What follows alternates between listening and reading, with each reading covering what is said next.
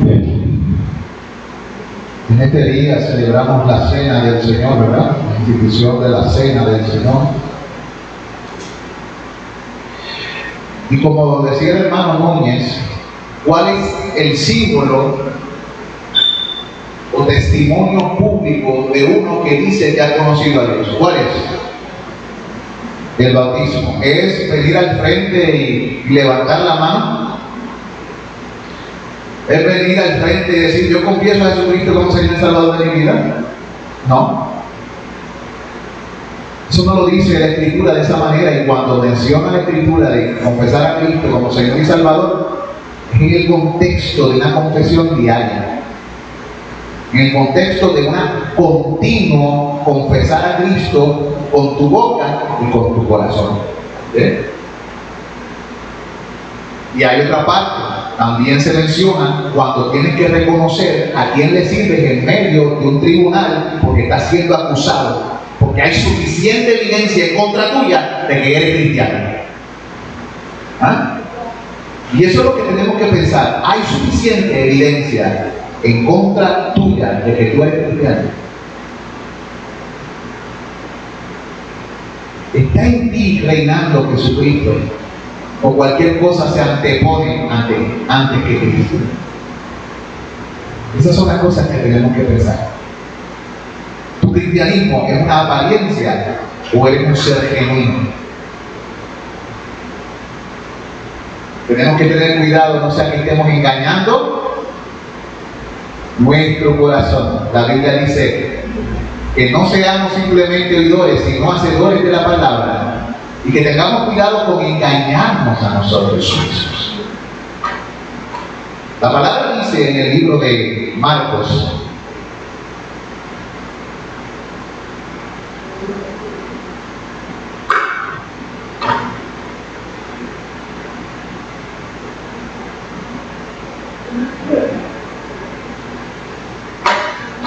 lo siguiente. La vez pasada fue Mateo, hoy vamos a usar Marcos. Con respecto a la institución de la Cena del Señor, dice: el primer día de la fiesta de los panes sin levadura, cuando sacrificaban el cordero de la Pascua, sus discípulos le dijeron: ¿dónde quiere que vamos a preparar para que coman la Pascua? Y envió dos de sus discípulos y les dijo: id a la ciudad y os saldrá un encuentro un hombre que lleva un cántaro de agua, seguidle. Y donde entrare, decid al Señor de la casa: el maestro dice, donde está el aposento, donde he de comer la Pascua con mis discípulos. Y Él os mostrará un gran aposento, ya dispuesto, preparado para nosotros allí. Y fueron sus discípulos y entraron a la ciudad y hallaron como les había dicho y prepararon la Pascua. Y cuando llegó la noche, vino Él con los 12. Y cuando se sentaron a la mesa, mientras comían, dijo Jesús: de cierto os digo que uno de vosotros que come conmigo me va a entregar. Entonces ellos comenzaron a entristecerse y a decirle uno por uno: ¿seré yo? Y el otro: ¿seré yo? Y él respondiendo le dijo: es uno de los 12, el que moja conmigo en el plato.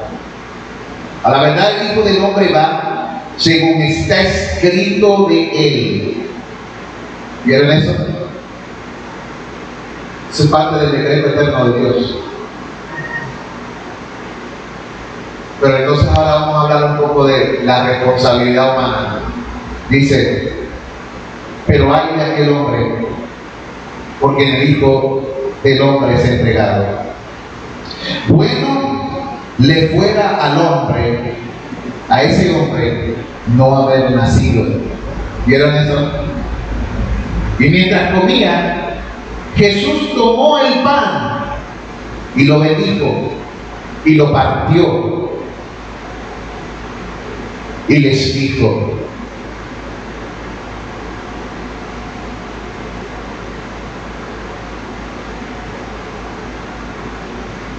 tomad, este es mi cuerpo.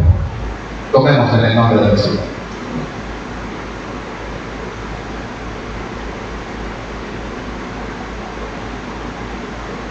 Gracias, Señor Jesús. Y tomando la copa y habiendo dado gracias, demos gracias al Señor. Gracias, Señor, por lo que tú has hecho a favor nuestro y por lo que sigues haciendo y aún harás, porque tú estás trabajando en nosotros. En el nombre de Jesús. Amén. Y dice, y tomando la copa y habiendo dado gracias, le dijo: bebed de ella todos, eso es mi sangre del nuevo pacto, que por muchos es derramada. De cierto os digo que no beberé más del fruto de la vid hasta aquel día en que lo beba de nuevo con vosotros en el reino de Dios. En el nombre del Señor. Gracias, Señor. Te adoramos y te bendecimos. Gracias por lo que tú haces a favor nuestro. Gracias porque tú viniste a dar tu vida para salvar a tu pueblo entre toda tribu, lengua y nación. Y nos estás llamando a ser parte de una familia, un pueblo para tu gloria y para tu nombre. Un pueblo que proclame y anuncie tus alabanzas. Un pueblo que refleje tu carácter santo. Como tú dices en tu palabra, sed pues vosotros santos, porque yo soy santo. Enséñanos a ser santos en toda nuestra manera de vivir. En el nombre de Jesús, tu Hijo, pedimos todas estas cosas y damos gracias pidiendo. Amén y amén. Dios les bendiga. Preparemos nuestros corazones para recibir el alimento de la palabra de Dios.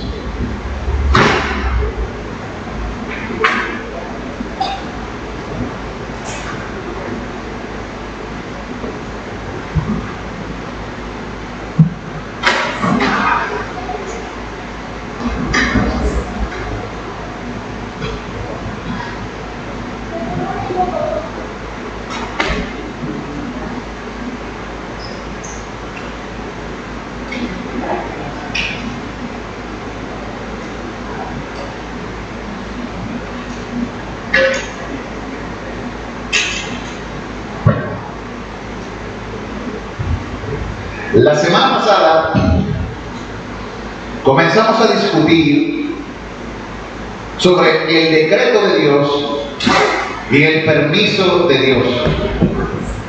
Este mensaje es la continuación de ese mensaje que empezamos la semana pasada. El texto que habíamos leído se encuentra en Jeremías, capítulo 1, versículos del 1 al 8. Y habíamos dicho que es para el hombre muy difícil tener una mirada como un punto de vista celestial, o sea, una mirada vertical. El hombre, a causa de su condición, continuamente ve y juzga las cosas por lo que tiene delante y no ve todo el panorama de las cosas en esta vida. Pero Dios mira de una forma distinta y nos enseña a nosotros también a desarrollar esa clase de mirada. Y el primer punto que tocamos fue acerca de la voluntad decretada de Dios. Y dijimos que esa era una, o la primera faceta de su voluntad, que esta voluntad era soberana, era determinada y era inmutable.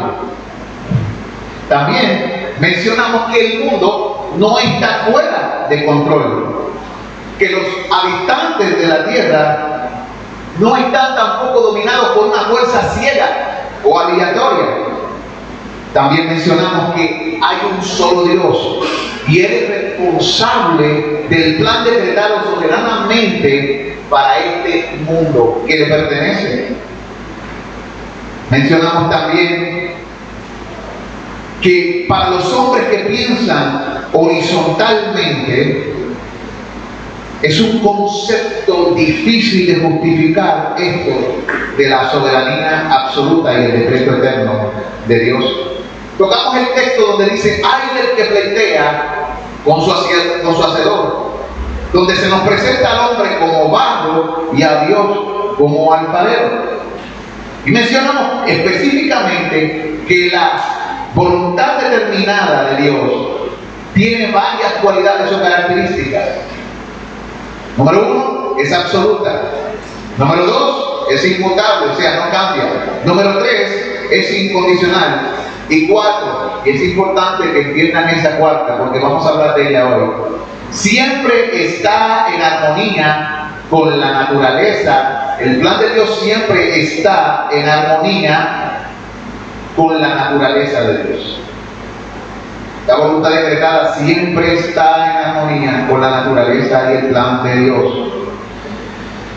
Lo último que mencionamos es que cada uno de nosotros nacimos en un lugar, estudiamos en un lugar, nos casamos con cierta persona, vivimos en un tiempo y Dios nos dio un límite. Y todo eso es designado por Dios. Usted pudo haber nacido en otro lado, pero Dios quiso que naciese en un lugar de ciertos padres y tuviera ciertas experiencias. Mencionamos al final que Dios nunca puso al ser humano como el absoluto controlador de todas las cosas.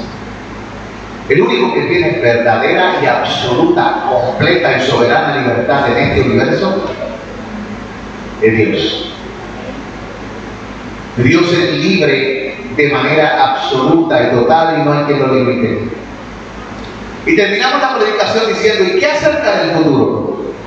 ¿Puedo saber alguna parte de la voluntad determinada de Dios para mi futuro? Esa fue la pregunta con la que terminamos. ¿Puedo saber alguna parte de la voluntad determinada de Dios para mi futuro? Con lo que comenzamos hoy. Si estás en Cristo, verdaderamente en Cristo, entonces puedes estar seguro solamente de dos cosas.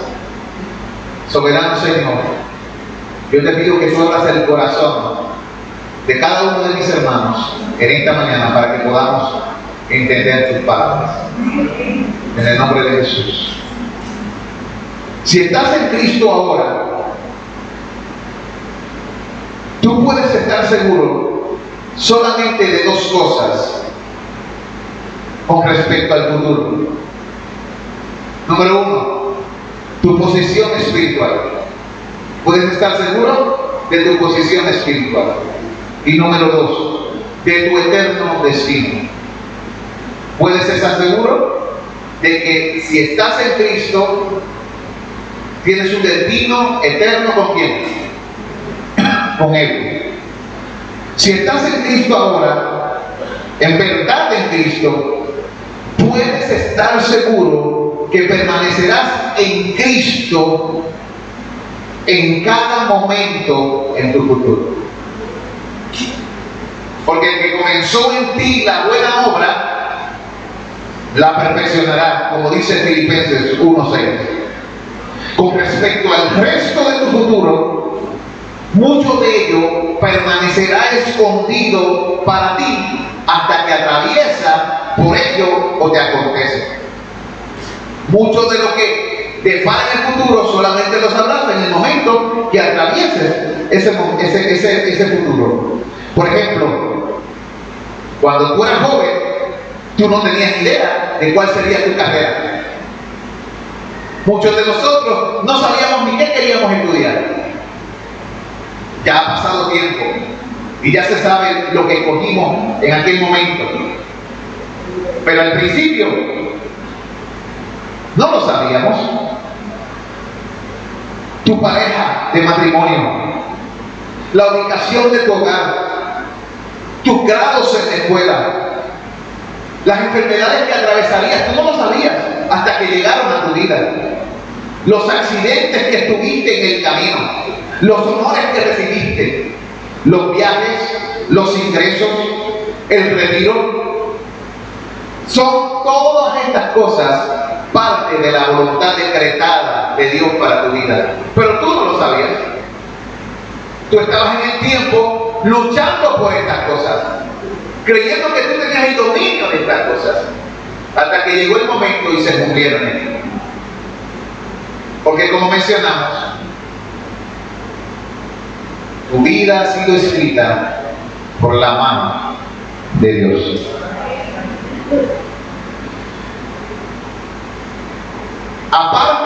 posición espiritual y tu destino eterno, todo lo que pasa en tu vida, tú no lo podrás saber con exactitud absoluta. Escucha bien, aparte de tu posición espiritual, que es estar en Cristo, o no estar en Él, o tu destino eterno, irte con Dios o irte al infierno.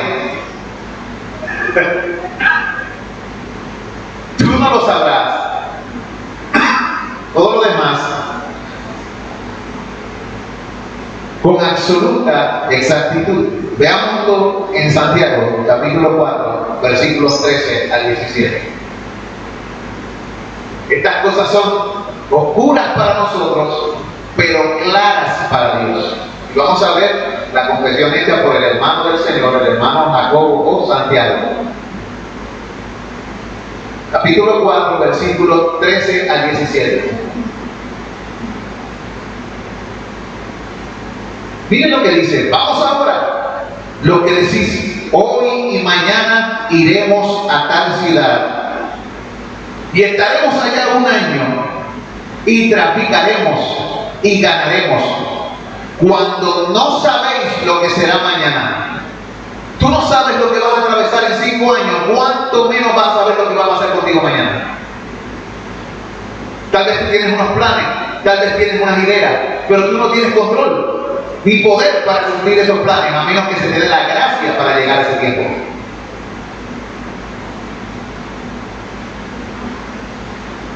Dice, porque ¿qué es vuestra vida? Ciertamente es neblina que se aparece por un poco de tiempo y luego se desvanece. En lugar de lo cual deberíais decir, si el Señor quiere, mire esto, si el Señor quiere, viviremos y haremos esto o aquello. Eso es lo que dice la Biblia. Pero ahora os jactáis en vuestras soberbias.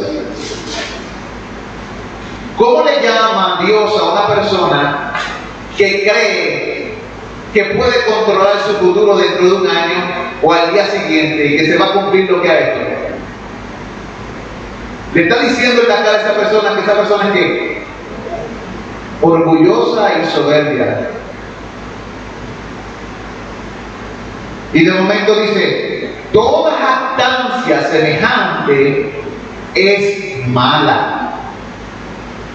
Esa persona, con esa afirmación, sin darse cuenta, está describiendo su corazón como un corazón soberbio y malo y rebelde que cree que tiene el control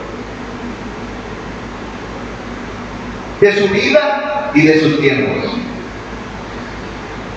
Hermano, a menos que la gracia de Dios no lo conceda, usted ni siquiera puede estar seguro de que llegará a la iglesia a congregarse con los santos. No puede estar seguro que se levantará al otro día y despertará. Solamente puede estar seguro de 2 cosas. Si estás en Cristo, que permanecerás con Cristo. Y segundo, si estás en Cristo, que Él nunca te dejará y estarás con Él para siempre en su presencia. Todas las demás cosas, aunque son conocidas de Dios, son desconocidas para nosotros. Y Dios no permite que así sea por una razón: para aplastar el orgullo humano y para que el hombre no se las eche. Ponte a pensar, ¿quién podría decir hace 5 o 10 años atrás que estaría haciendo lo que está haciendo ahora? O experimentando lo que ha experimentado hasta ahora. Ninguno de nosotros. Y yo te tengo una noticia: tampoco sabemos en realidad lo que nos acontecerá en los próximos 5 años. Podemos decir, ¿cómo te ves a ti mismo de aquí a 5 años? Y tú puedes tal vez trazar unos planes y algunos de ellos tal vez se cumplan. Pero al final, lo único que tienes que decir es, si Dios lo permite, en los próximos 5 años me gustaría tal cosa. Me gustaría poder lograr esto en los próximos 5 años, pero no tenemos ninguna seguridad, porque nuestros tiempos están en la mano de ¿quién? En la mano del Señor. Nosotros no somos tiempo, dueños de nuestro tiempo, ni siquiera somos dueños de nuestro hálito. La Biblia dice que tú y yo respiramos por su voluntad. En Él vivimos, nos movemos y somos. Él ha puesto límites a nuestra habitación. Para nosotros como seres humanos, y a causa de nuestra visión corta del futuro, este futuro nos resulta como incierto. Lo vemos lleno de riesgos y vemos hacia adelante con temor muchas veces, pero también con expectativa, porque sabemos que en este mundo ocurren cosas maravillosas. Así que el mundo para nosotros, las cosas que ocurrirán en el tiempo son inciertas, puede que sean riesgosas, pero también son maravillosas. Muchas veces Dios nos deja maravillados con las cosas que ocurren en el tiempo. Pero lo que sea que traiga el futuro, tiene las 4 cualidades que le mencioné. Es absoluto, es incondicional, es inmutable, sucederá. ¿Y sabe algo? Será en armonía con la naturaleza y con el plan de Dios. Lo que sucede en tu vida en el futuro tendrá esas 4 características. La Biblia lo dice en el Salmo 115, versículo 3. Mira cómo lo dice. Nuestro Dios está en los cielos. Todo lo que quiso ha hecho. ¿Ven qué contundente es la palabra de Dios? Eso quebranta el orgullo humano. Nos deja saber quién tiene el sartén por el mango. ¿Quién ha agarrado realmente al toro por los cuernos? ¿Quién es no el copiloto, sino el capitán de tu destino? A veces veo etiquetas que ponen en la carro donde dice Jesucristo es mi copiloto. Mentira. No. Él no quiere ser tu copiloto, ni lo será. Él nunca será tu huésped. Si tú tienes a Cristo como huésped, tú tienes un problema grande. Cuando Él entra a la vida de alguien, Él nunca llega como huésped. Él llega como Señor. Él llega a gobernar y a regir. Él nunca dice algo diferente. Él le dijo a los discípulos: el que conmigo no recoge, de parrama.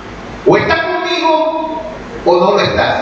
No hay punto medio. No puede estar con Dios o con el diablo al mismo tiempo. No puede estar con tus ídolos personales y conmigo. Y por eso Él dice: el que quiera venir en pos de mí tendrá que negarse a sí mismo, tomar su cruz cada día. ¿Para qué? Para morir y seguir. Él nunca prometió algo diferente. La gente está adorándole la píldora a las personas, pensando que bendito, que el Señor es un abuelito, buena gente, que te deja hacer simplemente lo que te da la gana y que no se mete en tus problemas y no le importa. Hermanos, Dios tiene muchos años, la Biblia le llama el anciano de días, pero créeme, Él no es un alcahuete,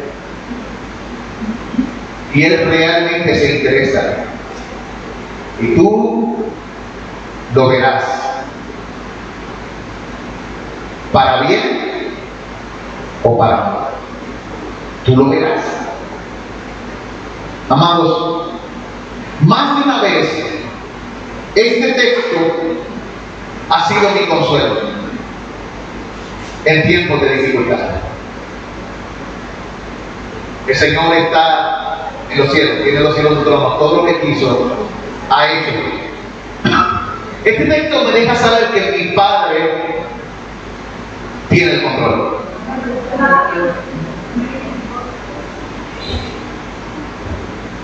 Y que Él hará lo que se ha propuesto. Todo lo que quiso ha hecho. Y que lo que se propone será para su gloria. Y a la corta o a la larga será para mi bien. Porque a los que aman a Dios, todas las cosas ayudan a Dios. Aún la muerte de nuestro Salvador fue determinada por la buena voluntad de Dios. Escuchen bien.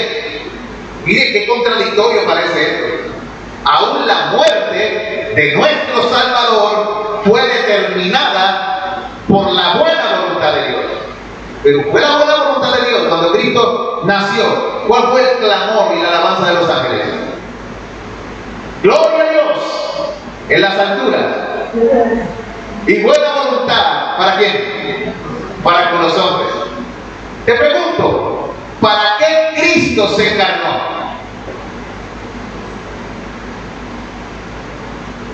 Para poder ¿qué? Morir. Él es el único que ha pasado y que pasó por este mundo que no tenía que morir, pero nació para morir. Todos los demás simplemente estamos llevando el fruto del pecado, porque la paga del pecado es la muerte. Pero Jesucristo, sin pecado, entregó su vida, se hizo hombre para ser sacrificado. Y todo esto fue determinado por la buena voluntad de Dios.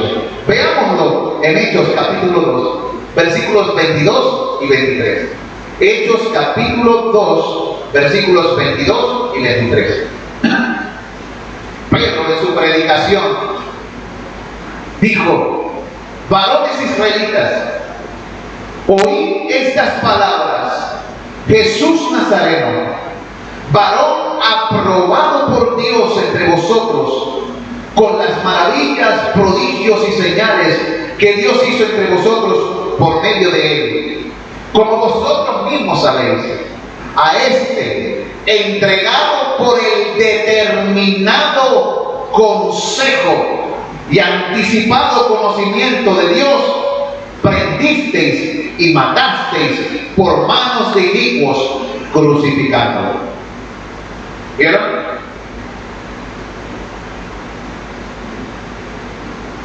Se unieron Herodes, Poncio Pilatos y todo el pueblo para hacer cuanto su santo y su consejo había determinado antes que sucediese.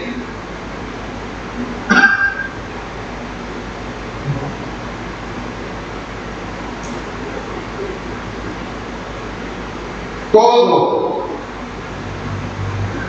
está en sus manos. Y todo tiene su tiempo y su hora. En los evangelios hay dos frases que se usan mucho. Dice uno de ellos: esto sucedió para que se cumpliese lo que está escrito, o para que se cumpliesen las escrituras. ¿Han visto ese pasaje en los evangelios? Y esto sucedió para que se cumpliesen las escrituras. Y otra frase que Jesús decía: porque todavía no ha llegado mi hora.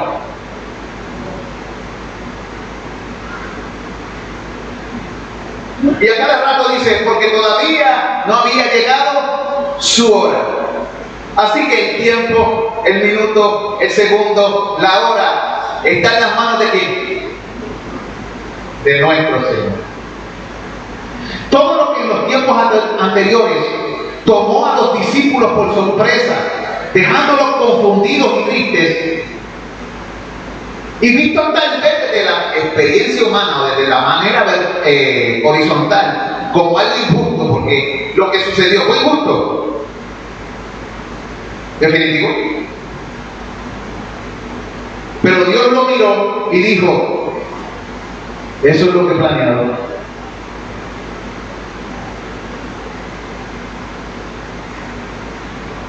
Que mi hijo ha de morir.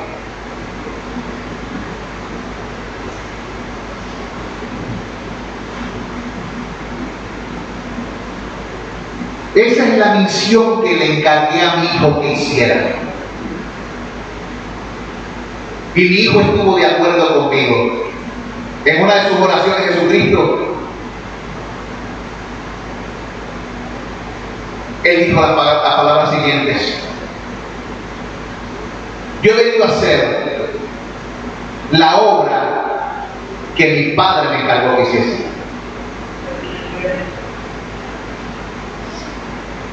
Jesucristo estaba de acuerdo con ese plan también, ¿sabes? Desde el principio estaban determinados por el Padre, por el Hijo y por el Espíritu Santo.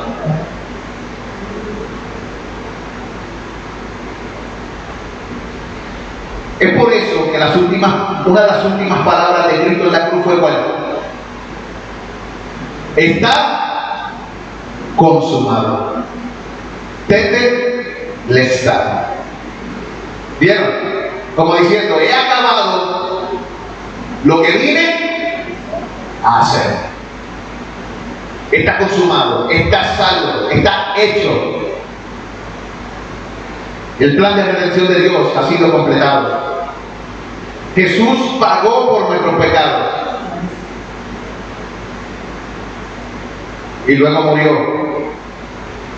Pero también la Escritura dice, al cual Dios levantó sueltos los dolores de la muerte, por cuanto era imposible que fuese retenido por ella. La muerte no puede retener al Señor de la vida. Al que dijo, yo soy la resurrección y la vida. ¿Sabe? Y eso es exactamente lo que sucederá más allá de nuestra muerte, si estamos en Cristo. Él nos levantará por su gracia, poniendo punto final para siempre jamás a la agonía de la muerte.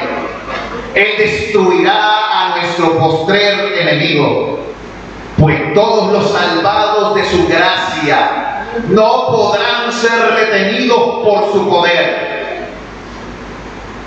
¿Por qué? Porque Dios así lo ha decretado.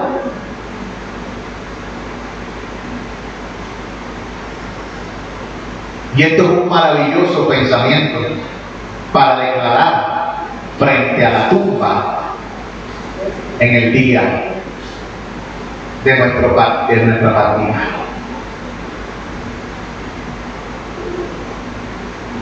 Eso es algo que solo los amados de Dios pueden declarar. Los que no están en Cristo no tienen esta esperanza. Y si piensan que sin Cristo tendrán esta esperanza, es una fantasía y su corazón les ha engañado.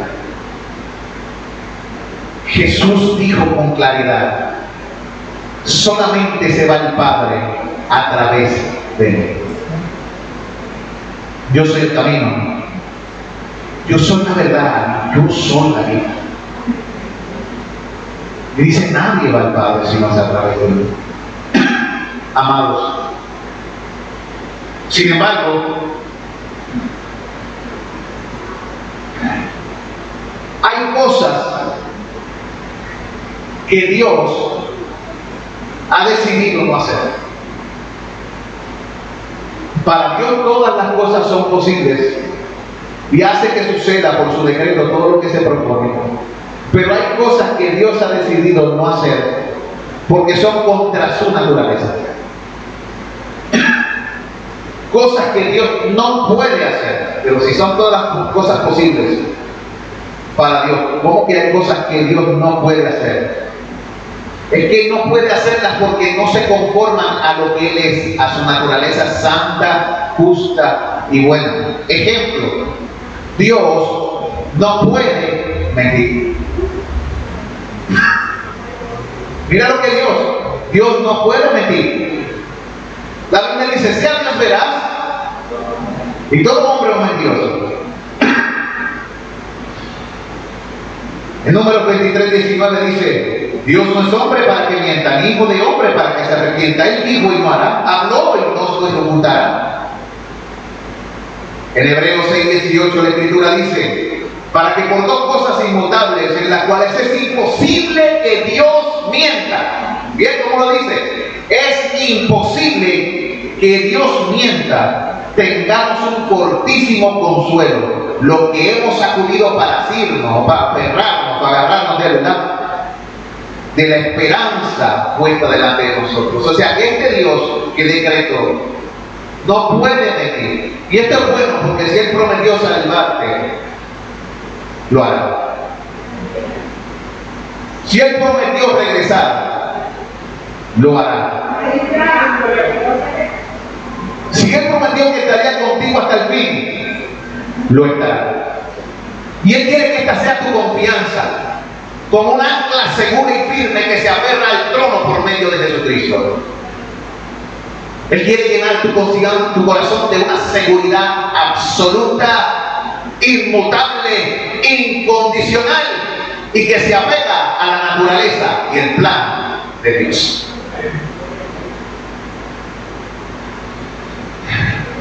También la Biblia declara que Dios no tienta a nadie. O por lo menos, porque todo depende de la traducción, no prueba para hacer caer a nadie. Porque cuando la Biblia dice que Dios le tentó, hay una parte en las versiones antiguas decían que Dios tentó. Está hablando acerca de que Dios puso a prueba el corazón de la persona, pero ahí se refiere a poner a prueba, pero no es para pecar. ¿Me entiendes? Mira esto. Dios no tenta a nadie porque está contra su naturaleza y su propia voluntad. Dice la Escritura en el libro de Santiago, capítulo 1, versículos 13 al 15, lo siguiente. Cuando alguno es tentado, no diga que es tentado de parte de Dios, porque Dios no puede ser tentado por el mal, ni Él tienta a nadie. ¿Ve que está hablando de la tentación por el mal? Sino que cada uno es tentado cuando de su propia concupiscencia, o sea, de su naturaleza, es atraído y seducido. Entonces la concupiscencia, después que ha concebido, da a luz el pecado. Y el pecado, siendo consumado, da a luz la muerte. Hay unos pasos. Cada uno de nosotros es tentado ¿por quién? Por nuestra naturaleza pecadora, que se va tras los deseos de la carne, de los ojos y la vanagloria de la vida. Esas son las tres cosas que atan a la humanidad, que te atan a ti si no estás en Cristo. Pero si estás en Cristo, esas son las tres cosas de las cuales debes huir. Porque amar estas cosas te constituye a ti en un enemigo de Dios. Vamos a ir al mundo y las cosas que están en el mundo, porque aquel que ama al mundo se constituye a sí mismo en enemigo ¿de quién? De Dios, dicen las Escrituras. Y aquí hay un ejemplo de esto de llamar a Dios. Señor, es que tú lo hiciste. Veamos la primera persona que acusó a Dios de eso. Cuando vamos a la Escritura, el libro de Génesis, ¿tú te acuerdas de esa primera pareja? ¿Cómo se llamaba? Adán y Eva. Y miren la acusación que le hizo Adán a Dios. La mujer que me diste causó que pecara. ¿A quién acusó? A la mujer y a Dios. ¿Qué dice el texto? Cuando alguno es tentado, no diga que es tentado de parte de quién. De Dios. Porque Dios no puede ser tentado por el mal, ni ni él tienta a nadie. ¿Y qué hizo Adán? ¿Qué dijo? Él acusó a Dios de esto. Indirectamente estaba diciendo: Señor, indirectamente, Señor, tú fuiste el que me hiciste pecar. Cada vez que decimos: no, es que estoy haciendo este pecado porque Dios me hizo pecar, Dios está diciendo que tú eres un mentiroso, porque eso va en contra de ¿qué? De su naturaleza. ¿Saben que desde que Adán hizo eso, la humanidad ha estado haciendo lo mismo desde entonces?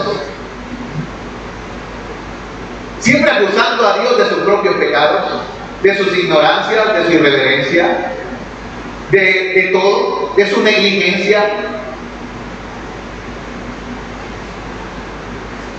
Dios, si tú no me hubieras dado esta naturaleza, yo no hubiera buscado en el internet y no hubiera ingresado en esa sala de chat, de conversaciones, y tampoco me hubiera vuelto con aquella mujer, lo que me condujo a la infidelidad.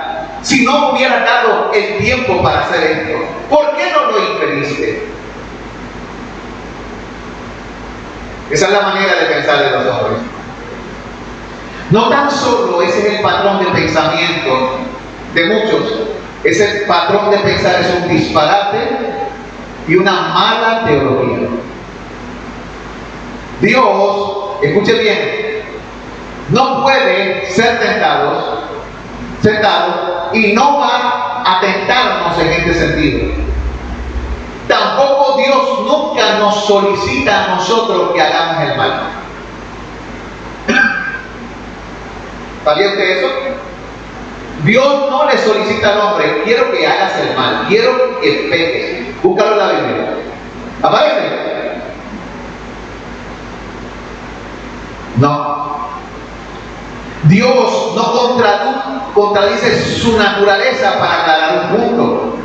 La Biblia dice en 2 Timoteo 2:13: si fuéramos infieles, Él permanece fiel. Él no puede negarse a sí mismo. ¿Ven? Dios es fiel ¿a quién?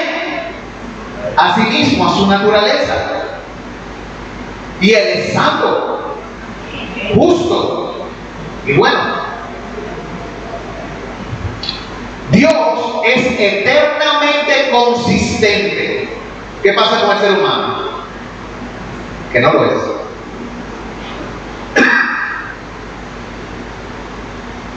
Por supuesto, cuando hablamos de estos temas ni siquiera hemos arañado un poquito el asunto de la voluntad decretada de Dios. Pero estas cosas se están diciendo para que ustedes comiencen a analizar este tema y buscar las escrituras por sí mismos. Pero deben recordar lo siguiente: nadie puede frustrar los planes de Dios. A pesar de todo esto, nadie puede frustrar los planes de Dios. Nadie que nos haya decepcionado o desilusionado a nosotros sorprende a Dios. Nadie que abandone sus responsabilidades hace que Dios se pregunte: ¿por qué? Al final, Dios hará que todas las cosas sucedan a su manera. Lo que Él ha determinado se cumplirá. Y tal vez tú te preguntes acerca del mal, pero ¿cuál es el rol de Dios con respecto a las cosas en la tierra que no reflejan el carácter de Dios? Sí, porque acuérdense que Dios actúa conforme a su plan y su naturaleza. Buena pregunta. Eso nos lleva a lo que se llama la doctrina de la voluntad permisiva de Dios. Es otra de las facetas de la voluntad de Dios, que representa aquello que Dios permite que suceda. Por ejemplo, Dios permitió que Job atravesara por grandes sufrimientos, pero Dios le causó a Job el sufrimiento. Veamos el texto en Job, capítulo 1, versículos 8 al 12. Es importante que entiendan esto. No sea que acusemos al santo de injusticia y de pecado. Job, capítulo 1, versículos 8 al 12 dice: y Jehová dijo a Satanás: ¿no has considerado a mi siervo Job, que no hay otro como él en la tierra, varón perfecto y recto, temeroso de Dios y apartado del mal? Respondiendo Satanás a Jehová dijo: ¿acaso teme Job a Dios de balde? ¿No le ha acercado alrededor a él y a su casa y a todo lo que tiene? Al trabajo de sus manos ha dado bendición, por tanto sus bienes han aumentado sobre la tierra. Pero extiende ahora tu mano y toca todo lo que tiene, y verás si no blasfema contra ti en tu misma presencia. Dijo Jehová a Satanás: he aquí todo lo que tiene está en tu mano, solamente no pongas tu mano sobre él. Y salió Satanás de delante de Jehová. Satanás dijo: toca, extiende tu mano.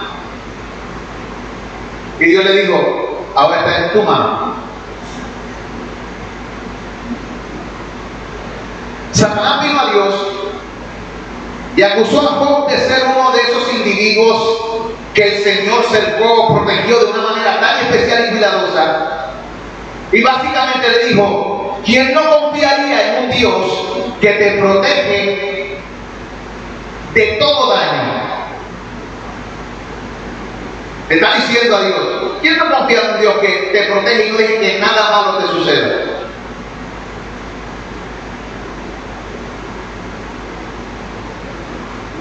Yo le digo: ok, tú dices que Él no confía en mí porque lo protejo, que esa es la razón, que Él simplemente me está utilizando, que no me adora, ni me respeta, ni me ama. Ok, toca su diario vivir, toca su familia, toca su salud. Viene y dice Satanás: y te maldecirá en tu cara. Tócalo, a ver si no te maldice en tu cara, para que tú veas que la razón por la que Él te adora es por todo lo que le has dado. El Señor viene y dice: ok, todo está en tu mano. ¿Vieron lo que sucedió ahí? Dios comenzó a dar un permiso. ¿Qué hizo Dios? Dio un permiso. Eso se llama la voluntad permisiva de Dios. Es como cuando en el Nuevo Testamento Satanás se acerca nuevamente a quién, a Jesús, y le dice: pero Satanás me ha pedido para zarandearte como a trigo. ¿Cómo zarandean el trigo en Palestina? ¿Sabes? A palo limpio. Lo ponen en un lugar y empiezan, lo matan a palo. Pero yo he rogado por ti que tu fe no falte. ¿Qué estaba diciendo? Tiene mi permiso. ¿Quién fue el que cometió la atrocidad? Satanás. ¿Quién dio el permiso? Dios. Lo que Satanás usa para destruirnos, Dios usa para construirnos. Lo que Satanás usa para destruirte y acabar contigo, Dios lo usará para su gloria y para tu bien. ¿Ves la diferencia? El Señor dijo: está bien, te permitiré eso. Pero ¿por qué Dios permite cosas como esas? ¿Es esto acaso justo y misericordioso? ¿Quién piensa así? Una persona que solamente está viendo lo que tiene de frente. De hecho, en el libro de Job, ¿cuál era la discusión? Todos sus amigos decían que él estaba atravesando por lo que estaba atravesando porque Job había pecado. porque algo se traía entre manos, porque había cometido injusticia. ¿Qué clase de amigos?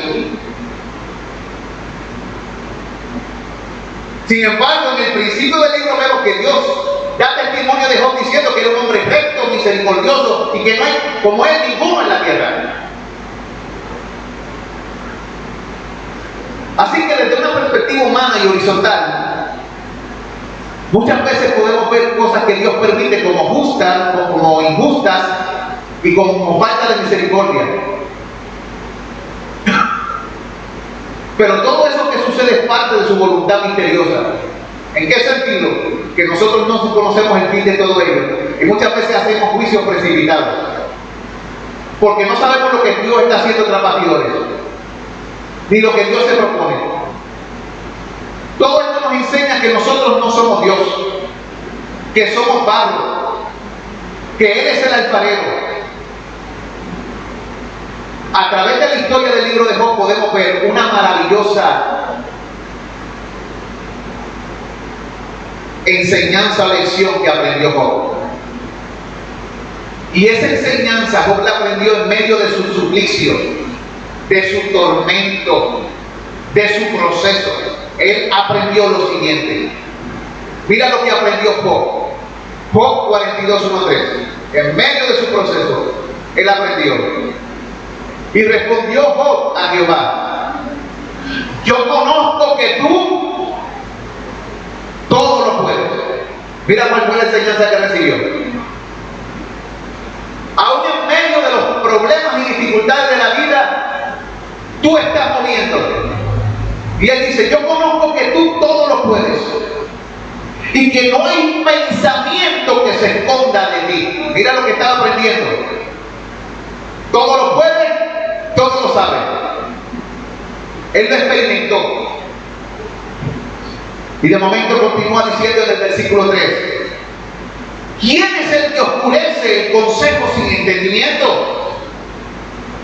Por tanto yo hablaba lo que no entendía, cosas demasiado maravillosas para mí que yo no comprendía. Job entendió que las cosas que suceden en esta vida no son tan simples. Y que muchas veces los juicios humanos sobre las cosas que nos acontecen son muy precipitados. Él vio a Dios. Le temía cuando había escuchado de él. Pero luego comprendió que Dios todo lo podía y todo lo sabía. ¿Qué quiere Dios que tú entiendas y sepas en medio de tus circunstancias difíciles? Primero, que Dios todo lo puede. Él puede organizar tu vida y reorganizarla también. Independientemente de la condición desesperada en que te encuentres, para Dios no hay nada imposible. No hay nada difícil para Dios. Y número 2, que tú no lo puedes engañar. Él todo lo sabe. Él sabe los pensamientos de tu corazón. Él sabe tus maquinaciones. Él sabe tus intenciones en medio de todo lo que te propones. No es capaz. Puedes engañar a los hombres, pero Dios no lo puedes engañar. Solamente engañará tu propio corazón. La Biblia dice también: el Señor no retarda su promesa. ¿Ven? Como algunos la tienen por tardanza, sino que es paciente para con nosotros, no queriendo que ninguno perezca, sino que todos procedan al arrepentimiento. Amados, esto también es parte de la voluntad permisiva de Dios.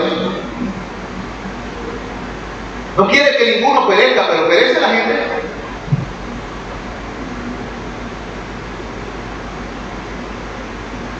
No quiere, Él quiere que todos se procedan al arrepentimiento, pero se arrepienten todos. Dios manda a todos los hombres en todo lugar que se arrepientan. ¿Se arrepienten todos? Algunos se arrepentirán, otros nunca lo harán. El apóstol Pablo, con respecto a esto que estoy diciendo, dijo lo siguiente: 1 Corintios 9, 19 al 22.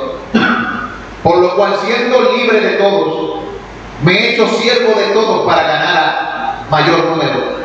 Me he hecho a los judíos como judíos para ganar a los judíos, y a los que están sujetos a la ley, aunque yo no estoy sujeto a la ley como sujeto a la ley, para ganar a los que están sujetos a la ley. A los que están sin ley, como si yo estuviera sin ley, no estando yo sin ley de Dios, sino bajo la ley de Cristo, para ganar a los que están sin ley. Me he hecho débil a los débiles, para ganar a los débiles. A todos me he hecho de todo, para que de todos modos salve a algunos. Mira cómo lo dice, a algunos. Aún haciendo eso, solamente se salvarán ¿quién? Algunos. Cada vez que yo voy a un lugar a predicar o a enseñar, la oración que debo hacer, ¿es para perdición o para salvación? ¿Qué ustedes dicen? Imagínense que vaya yo a predicar a un lugar y diga: Señor, en esta hora te ruego para que todos los que me escuchan se vayan al mismísimo infierno. Quiero que desciendan vivos al Seol en esta hora. Amárcale las espaldas y destruyelos para siempre. Ahora, hermanos, comencemos la predicación. ¿Qué a usted le parece esa forma de predicar? ¿Alguna vez usted escuchó a un ministro de Dios predicando así? ¿Verdad que no? Así que cuando nosotros vamos a un lugar, nuestra predicación, ¿cuál es? Nuestra oración es: Señor, salva, revélate, muéstrate.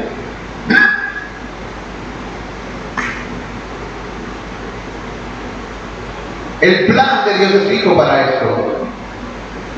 Señor, salva a todos los que no te tienen ni te conocen en este lugar, en mi oración. Ahora, yo sé que no todos serán salvados. Mi deseo es que todos se arrepientan. Pero Dios sabe a quienes ha elegido.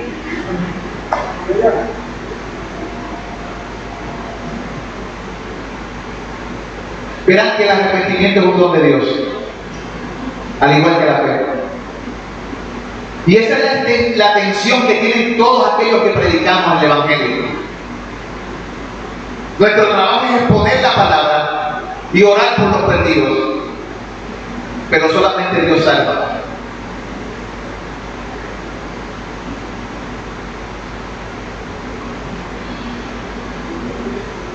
Él predestinó el plan de salvación, sabiendo que muchos rechazarían. El plan que Dios da es fijo, es inmutable. Pero muchos hombres prefieren o aman más las tinieblas que la luz. De hecho, aquí puede haber personas que aman más la oscuridad y las cosas de este mundo que las cosas del Señor. Para el tiempo del Señor siempre están mirando el reloj. Para estar con el pueblo siempre están mirando la hora de irse.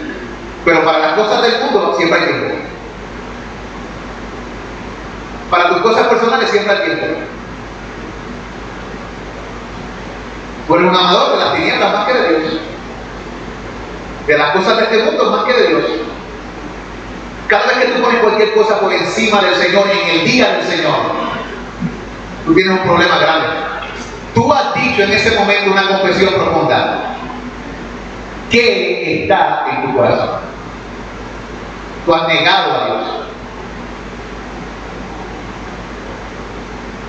Ejemplo, no es que mi familia no la veo hace 20 años y tengo que ocuparme de ellos. Además es un solo día. ¿De quién es el día? ¿Del Señor es tu día? No. Pues invita a tu familia. Mira, este día es el día del Señor, yo voy a la iglesia, ¿quieres acompañarme? Ahí se demuestra dónde está tu corazón. Ah, hermano, eres radical, no, hermano. Cualquiera que ponga a padre o a madre o a hijo por encima de mí, dice Jesucristo, no es digno de mí, no puede ser mi discípulo. El que quiere venir en pos de mí, niéguese a sí mismo, tome su cruz algunos días o cada día y sígame. ¿Vieron? Cuando Jesucristo hacía este tipo de llamados, muchos siguieron su propio camino. No todos pueden recibir este llamado. Por eso la Biblia dice que son pocos los que van por el camino angosto. Pero hay muchos que van por la amplia autopista y se meten a estas iglesias donde les enseñan a vivir de manera libertina, pecaminosa, y donde no les importa. No les importa la vida personal o espiritual. Cada uno a lo suyo. No son parte de un cuerpo. No les interesa al Señor Jesucristo, no les interesa su carácter ni la santidad. Por eso es importante que, hermanos, nosotros sepamos en quién hemos creído, a quién seguimos, a quién reflejamos.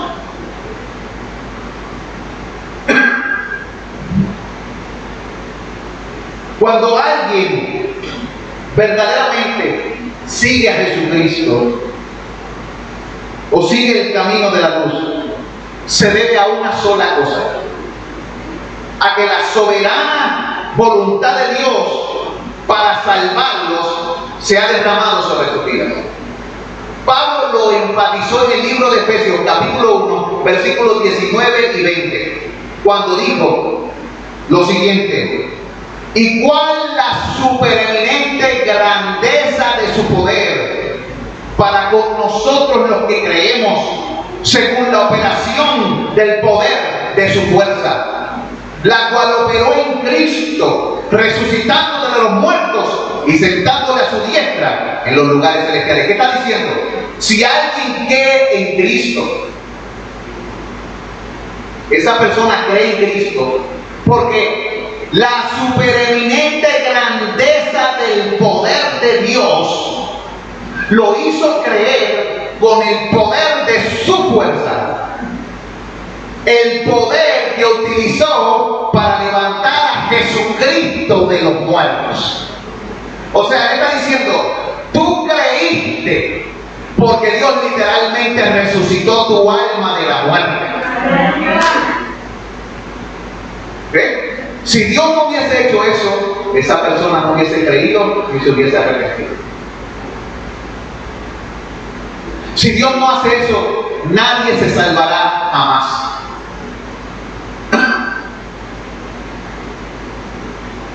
Cuando nosotros hablamos del tema de la soberanía de Dios y de la responsabilidad humana, en el concepto humano todo esto choca.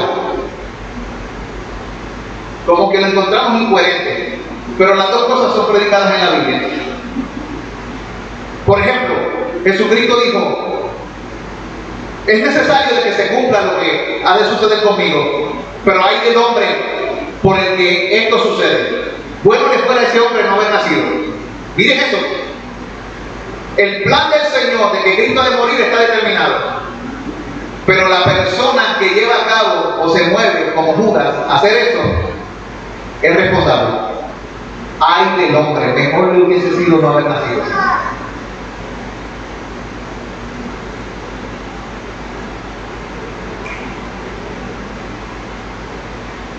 Judas actuó conforme a su naturaleza.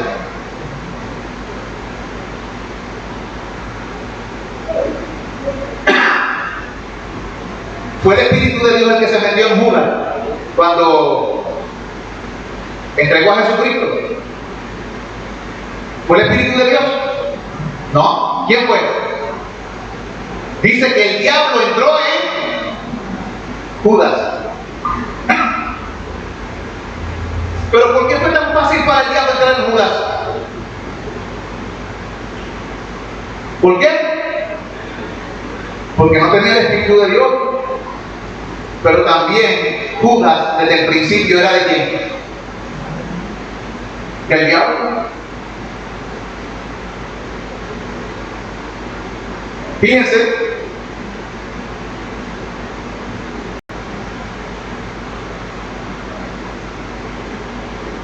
es aquí donde entra el juego el asunto de la maldad.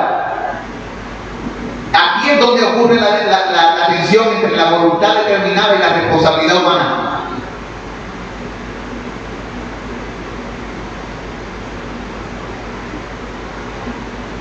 Dios no desea que nadie se pierda.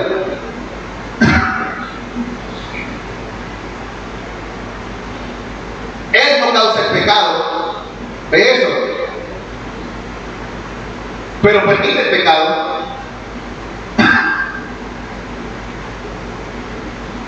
Él no se agrada cuando sucumbimos a la tentación y nos rendimos a ella.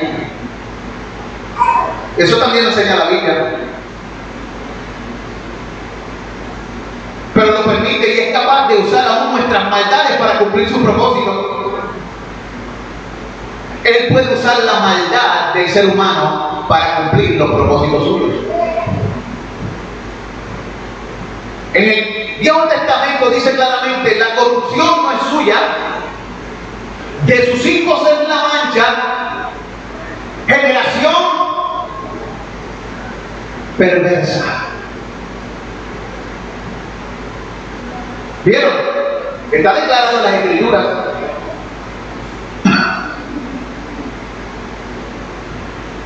En Hechos 4, 27, 31 lo dice, que Él es capaz de usar la maldad para los propósitos, repito.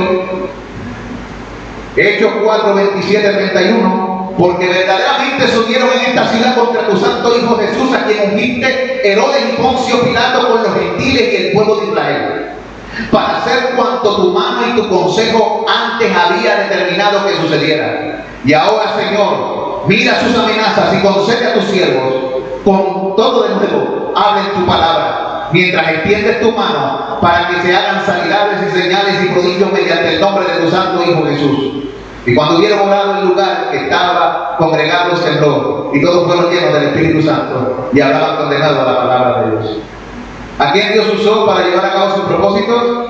A Pilatos, a Herodes y al pueblo de la tierra. Todos ellos pecaron porque su corazón era perverso y malo, porque eran celosos y envidiosos. Pues Dios usó la maldad de todas estas personas que viven sin Dios para llevar a cabo su propósito santo de que su Hijo fuese sacrificado en la cruz del Calvario. Ya que te vas a rebelar contra mí, te voy a usar. Pero al final, tu pecado te alcanzará y será destruido por él. Matará al impío su maldad, dice la Escritura. ¿Vieron? Pero mi propósito de que mi Hijo muera y de que ciertas personas sean salvas, se cumplirá. Así que cuando Dios manda, todos se vuelven siervos, para bien o para mal. Este pasaje, vemos a los discípulos predicando abiertamente, tanto judíos como gentiles, acerca de la muerte y la resurrección de Jesús. Ellos se encuentran esquivando las balas a izquierda y a derecha, luego retroceden, luego se reagrupan, luego se animan el uno al otro y luego vuelven y salen a dar testimonio de la salvación que Dios ofrece por medio de su Hijo.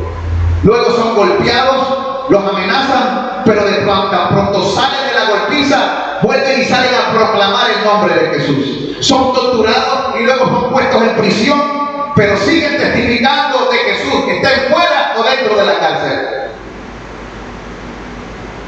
¿De qué testifican? De aquel que Dios puso por Señor de vivos y de muertos. Este es el corazón de un verdadero creyente. A un creyente, tú no le cierras la boca, aunque lo amenaces, lo golpees, lo tortures, lo pongas en prisiones o lo cortes en pedacitos. Un creyente de verdad perseverará hasta el fin, porque poderoso es el Señor para guardarlo y llevarlo de su gloria, delante de su gloria con gran alegría.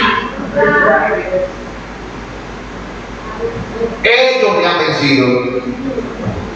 Esto trae a mi memoria aquel muñeco que me regalaron cuando era niño, que por más que yo lo golpeaba, siempre se ponía de pie. Y lo golpeaba y se ponía de pie. Y lo pateaba, salía volando y de momento terminaba de pie. Yo no sé cuántos de ustedes jugaron con ese muñequito. ¿Lo teníais ahí? ¿Nunca lo jugaron? A mí me lo regalaron y yo, por más que hacía y deshacía, de pie. Así mismo debe ser un creyente.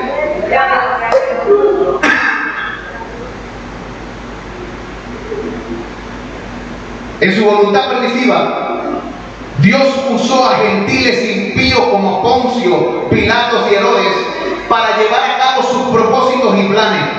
No importa el estatus en que tú y yo nos encontremos en esta vida, al final todos somos siervos. Seremos siervos de una manera u otra del Señor del universo, porque Él llevará a cabo lo que se ha propuesto. La semana que viene, si Dios lo permite, continuaremos con este mensaje de la voluntad permisiva de Dios y contestaremos tanto esa pregunta como una que significa, que tiene que ver con buscar la dirección de Dios en la vida. Vamos a orar. Vamos a orar.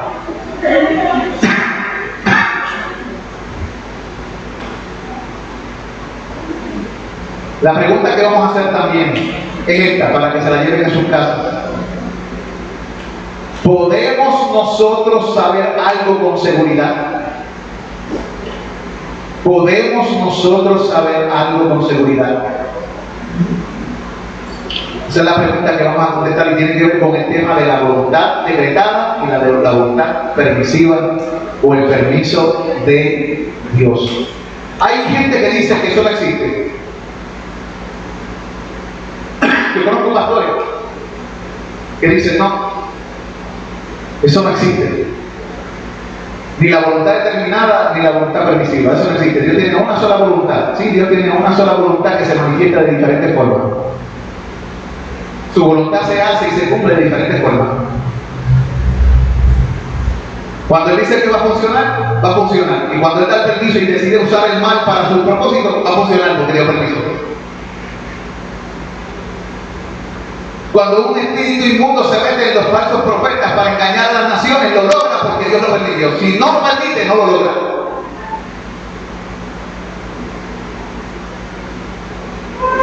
Eso lo dice la Biblia, por si acaso. Soberano Dios, gracias porque tú eres poderoso. Yo conozco que tú todo lo puedes y no hay nada que se te encubra. Hay cosas demasiado maravillosas para entender la profundidad de todo lo que estamos hablando. Señor, estamos en tus manos. No hay manera de huir de ti. Enséñanos a hallar en ti nuestro lugar de gozo y de alegría. Convierte todo aquello en nuestro corazón que es enemistad contra ti, conviértelo a ti. Permite que todo aquello que se opone a lo santo, lo justo y lo bueno en nosotros sea arrancado.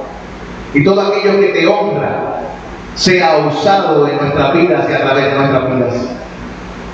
Ayúdanos, Dios, a perseverar en justicia y en rectitud, a servirte con alegría y con sinceridad de corazón, a tenerte presente en todo tiempo, a reconocer tu gobierno absoluto, pero al mismo tiempo ser responsable por nuestras acciones, porque tú no puedes ser tentado por el mal ni tientas a nadie. Ayúdanos a tener esta atención clara en nuestra mente y a caminar en obediencia a tu palabra revelada. Estas cosas te pedimos en el nombre de Jesús. Amén y amén. Cantemos al Señor. Contempla a Dios.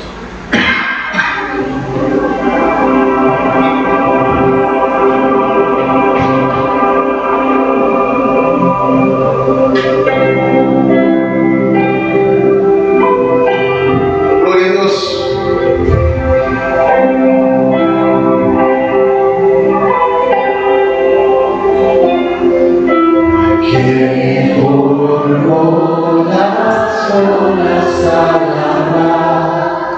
Quiero con la arena en el mar, reyes, pueblos, tierra. pasión de mi adoración. Sí, Señor. Contempla